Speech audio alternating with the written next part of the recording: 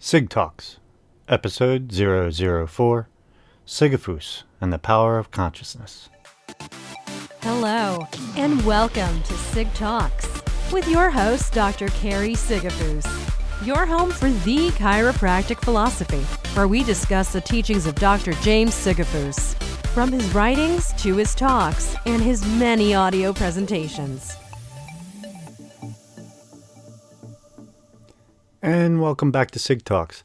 Today we're going to change it up a little bit. Instead of reviewing one of Dr. Sigafoose's videos, we're actually going to be reviewing one of his books called Sigafoose and the Power of Consciousness.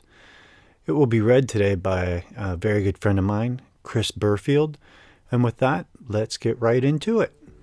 The laws under which we live are designed solely for our advantage, that all conditions and experiences that come to us are for our benefit, and that our happiness is best attained through a conscious cooperation with natural laws.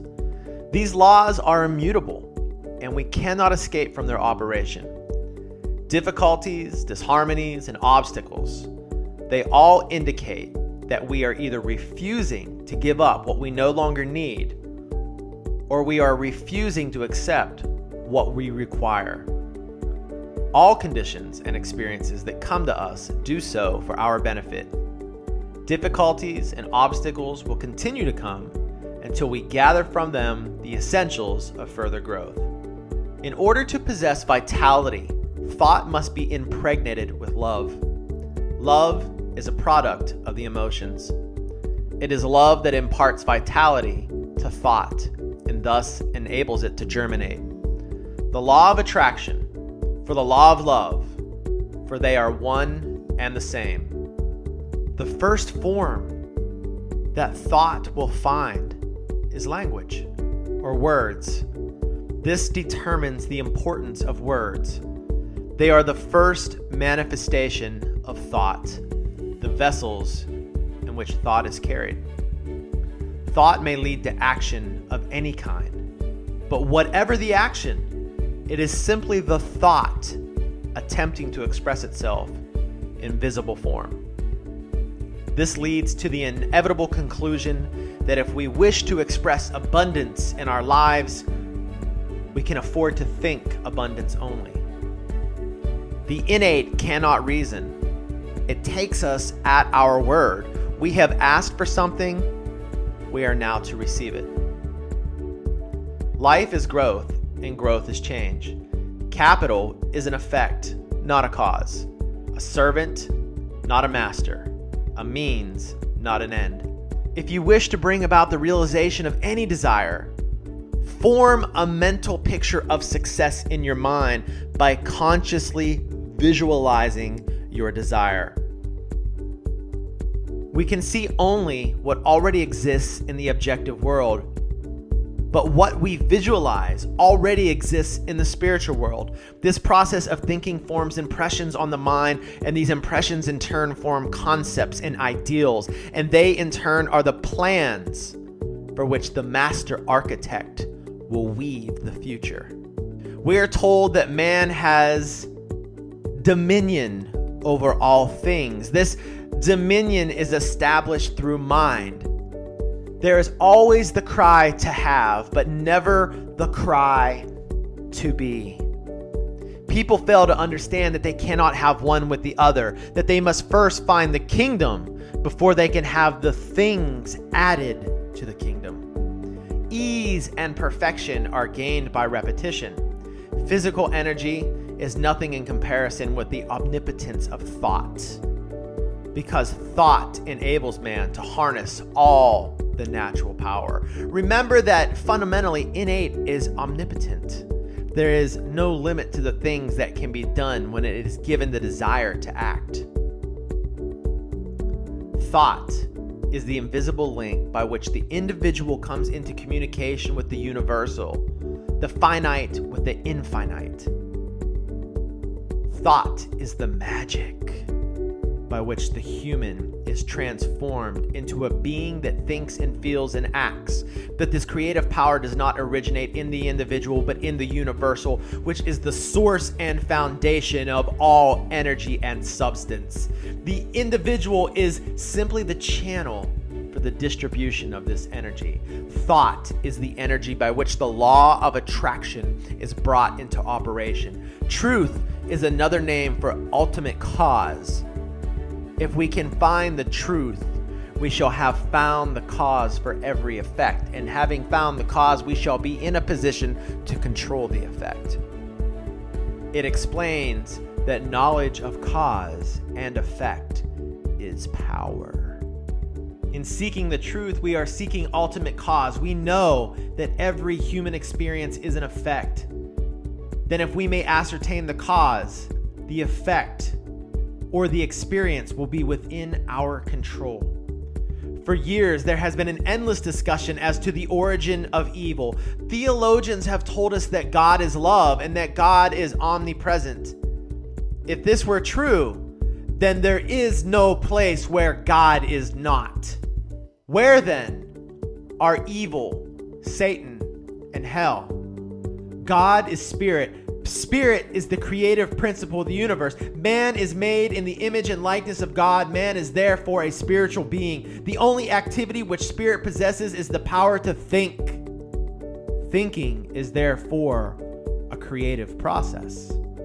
All form is therefore the result of the thinking process. When the creative power of thought is manifested for the benefit of humanity, we call the result good.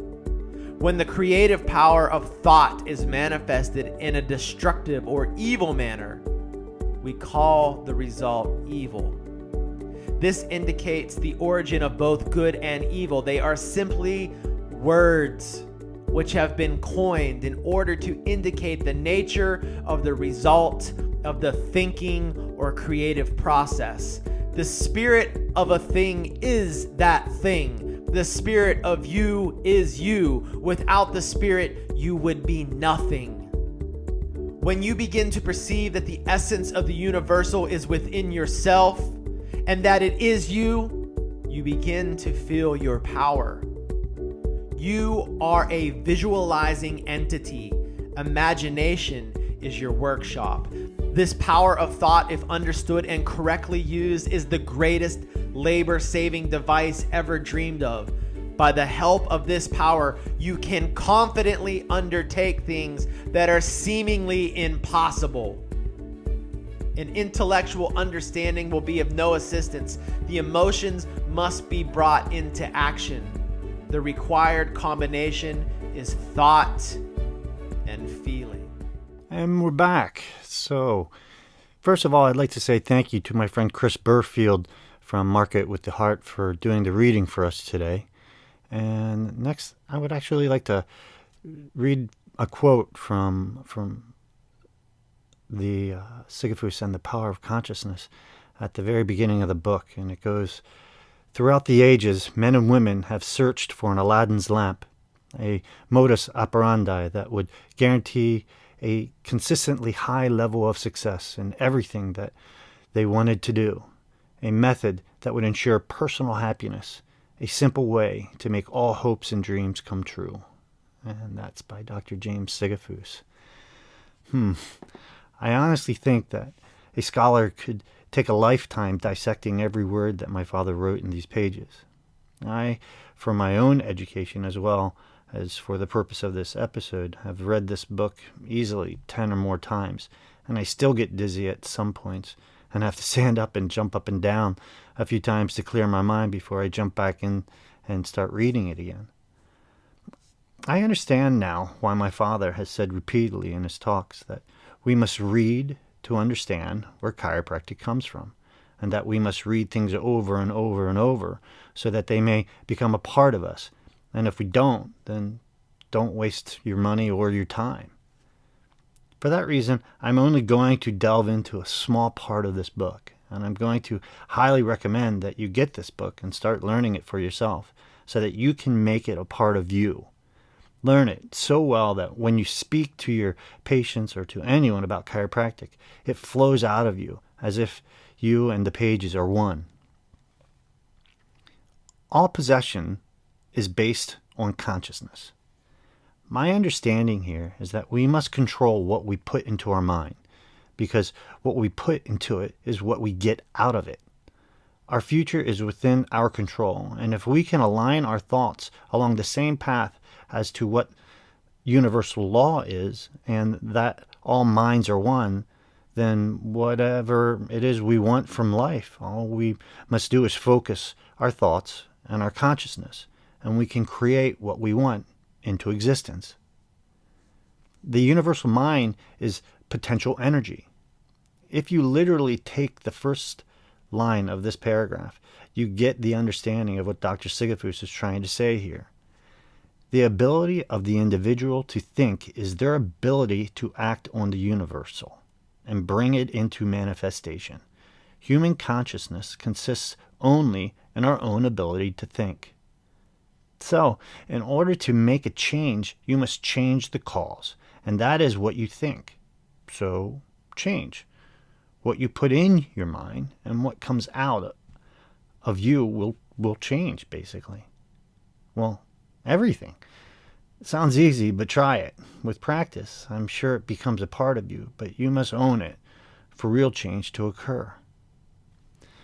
Thought is the cause, and the experience in life are the effect. Every thought is received by the brain. It is here subjected to our power of reasoning. It can therefore accomplish whatever it is directed to accomplish, and herein lies the power of the conscious mind. The innate can and will carry out such plans and ideas as may be suggested to it by us. In a final note from this section, it is stated that when making a practical application of this principle, it is well to remember that it is not necessary to outline the method by which the innate will produce the results you desire. The finite cannot inform the infinite.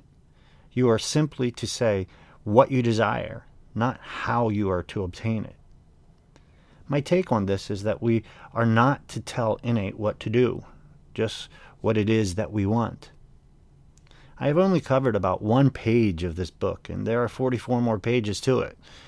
I hope we have given you a thorough idea of what are in its pages, but you really need to get the entire book and make its power your power. Thanks again, and as always, serve, not for anything in return, but just for the sake of serving. See you again next week, and thanks for tuning in to SigTalks. Take care. Thank you for joining us today. If you're interested in more of Dr. Sigafoose's material, head on over for your daily dose of chiropractic philosophy to www.sigafoose.com and register for our free newsletter and to find today's audio clip of Dr. Sigafoose in its entirety. Remember to give, love, do, and serve.